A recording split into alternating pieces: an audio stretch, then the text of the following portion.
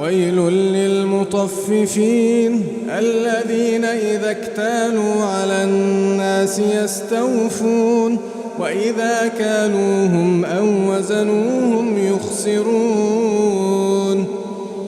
ألا يظن أولئك أنهم مبعوثون ليوم عظيم يوم يقوم الناس لرب العالمين يوم يقوم الناس لرب العالمين كلا إن كتاب الفجار لفي سجين وما أدراك ما سجين كتاب مرقوم ويل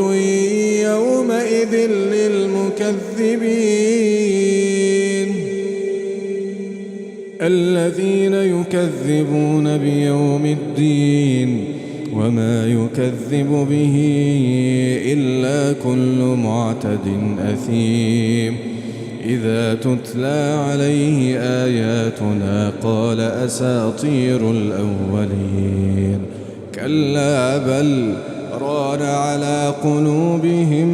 ما كانوا يكسبون كلا إنهم عن ربهم يومئذ لمحجوبون ثم إنهم لصالوا الجحيم ثم يقال هذا الذي كنتم به تكذبون كلا إن كتاب الأبرار لفي عليين وما أدراك ما عليون كتاب مرقوم يشهده المقربون إن الأبرار لفي نعيم على الأرائك ينظرون تعرف في وجوههم نضرة النعيم تعرف في وجوههم نضرة النعيم يسقون من رحيق مختوم ختامه مسك وفي ذلك فليتنافس المتنافسون ومزاجه من تسنيم عينا يشرب بها المقربون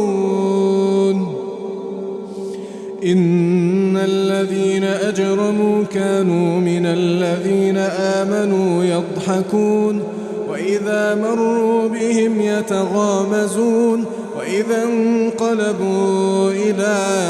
أهلهم انقلبوا فكهين وإذا رأوهم قالوا إن هؤلاء